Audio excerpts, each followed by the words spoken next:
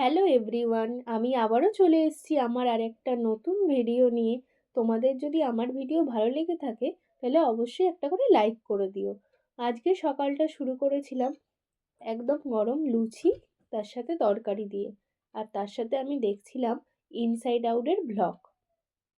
তারপর যথারীতি স্নান করে আমি রোজকারের মধ্যে চলে গেছিলাম ছাদে, গিয়ে একটু চুলটা শোকাচ্ছিলাম, ভাবলাম তোমাদের সাথে শেয়ার করে নিই।